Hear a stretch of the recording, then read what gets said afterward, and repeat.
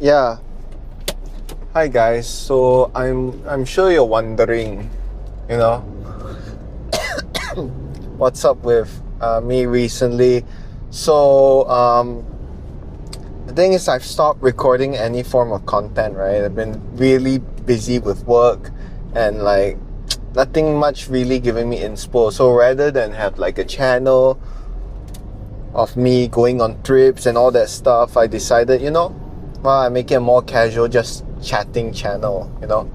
Um, Shout out Jacob fucking Jones, one of my favorite YouTubers. He just reviews cigarettes, and I feel like that's super cool.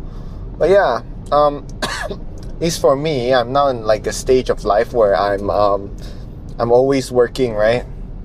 So even like even though so sorry for bad cough, but like even though I'm basically having a holiday soon. I'm going to Vietnam, by the way. I'm still faced with everyday mundane tasks. Like I feel like as though once I head to Vietnam, I actually need to have my laptop ready in case anything happens. Like I guess this is one of the cons of being important at work.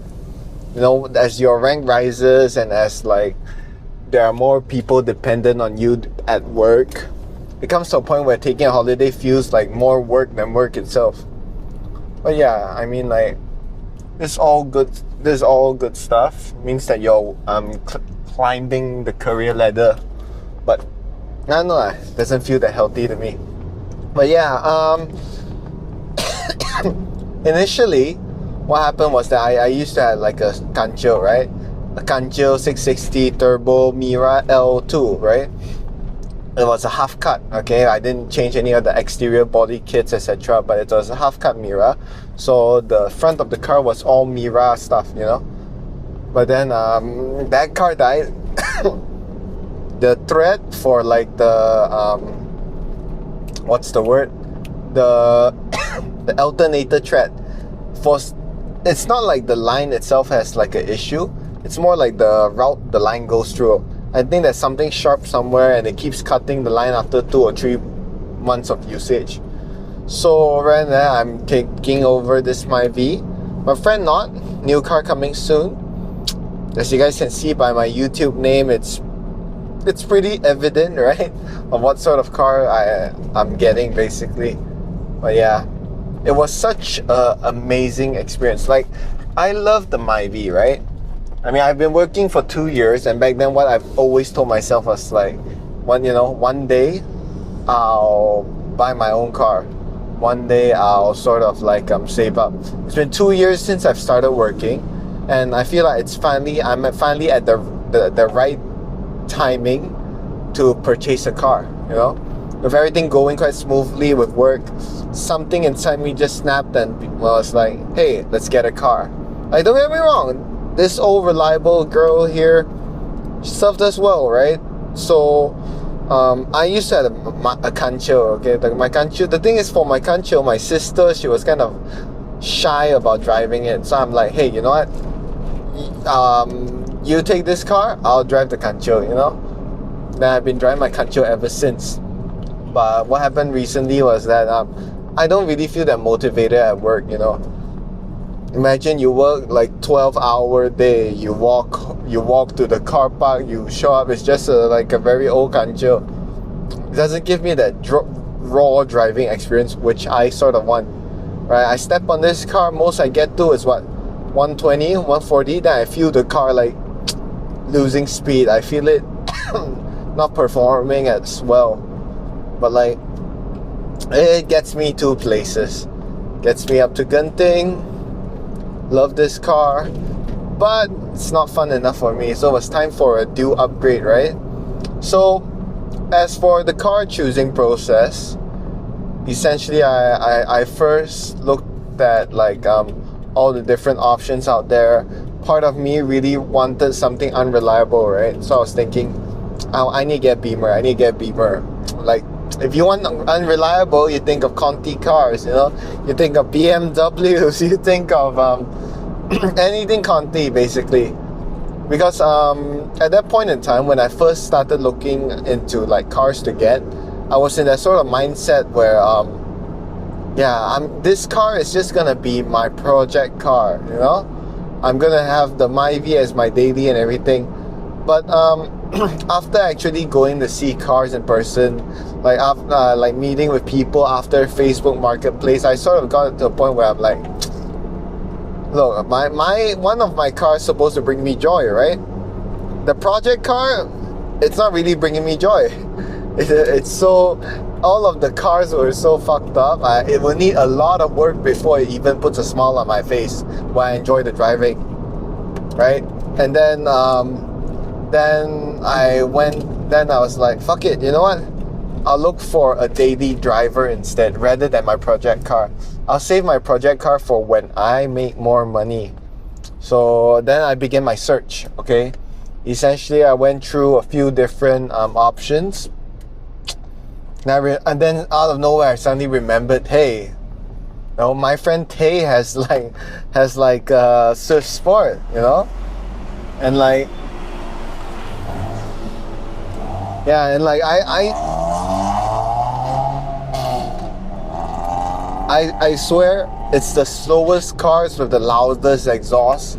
But like, yeah, so my friend Tay has like a Swift, right? And like, he seems happy whenever I see him in his Swift. Like I have a friend with a Golf. Every time we talk about his Golf, he's telling me how he's not enjoying the car as much because he has to fix the clutch and stuff like that, right? I have a friend with a Myvi. He's like, oh, you know, gets me from A to B. I have a friend who drives like a electric car. You know, he's like, I'm not homophobic, but that's not a real car, man. That's not a real car.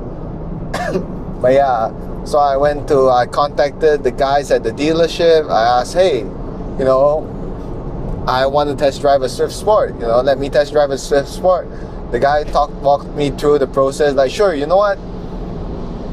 Sign up in this form.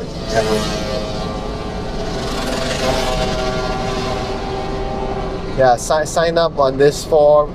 Will basically let you test drive the day after, right? And I'm like, sure, you know. I signed it up. I wrote down everything. I went to the place. The salesman wasn't even in.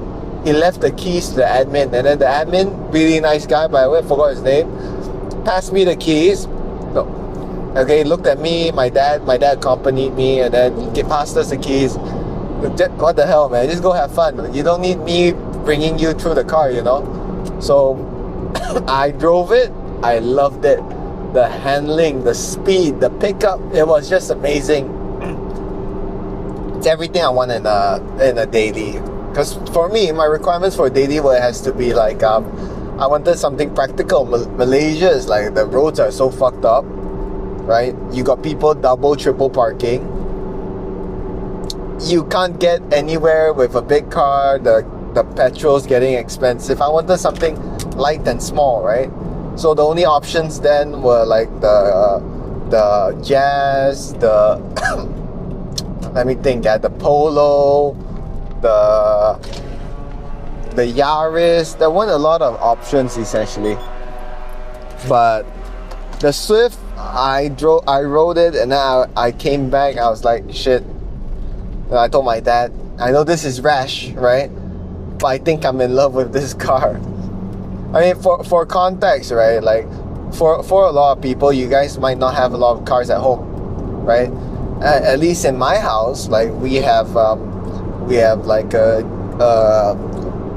Tiguan, we have like a Fiesta ST, we have an electric car, and we had many cars throughout my life, right? I feel like I drove a lot of these, and I know what I like and dislike in a car. But the Swift is this Myvi. It feels like a Myvi, but 10 times better, you know? It felt responsive, it felt agile, you know? Like in a Myvi, I see a car on a cut, I gotta like step on it. You hear that? That's 4,000 RPM, but this thing ain't moving. It's not going anywhere at all, you know? But yeah, it's just what I wanted. On the way home, you know, I just looked around, the traffic, everything. I started noticing the Swifts, and I was like, shit, this car is beautiful. Like, I was aware of how good it looked, but only after driving it, I felt that sort of like confirmation bias, you know. So following days, I texted the guy, hey, you know, how much you're selling the Swift for? He told me 130K, right? So I'm like, and then he told me that, like, okay, this is the last gasoline unit, right? Eventually, next year onwards, we're phasing into the EV Swifts. So there won't be any more XC33Ss. And I'm like, shit, really? So something inside me clicked. I asked him, are you selling the test drive unit, the one I drove in? And the guy was like, yeah, we are. Shit, if you want it, it's 98 grand, which is like 30 plus grand cheaper than like the new Swift. And I was like, shit, let me get my finances, and I'll let you know whether I want it or not. I did the math, 6 or 7 years, but like essentially I could afford it. 1.5 grand a month. It might seem steep, but for me, I feel it's worth it, you know. I'm at the age where I don't have commitments. I'm not renting any place. I mean, I could afford rent also, but I don't really need to in a way, because I'm still staying at home. So it felt like the perfect time to impulsively get a car, you know. Like, I've known about the Swift Sport, right? I know, I mean, I was looking for a hatchback. I looked at a lot of different cars.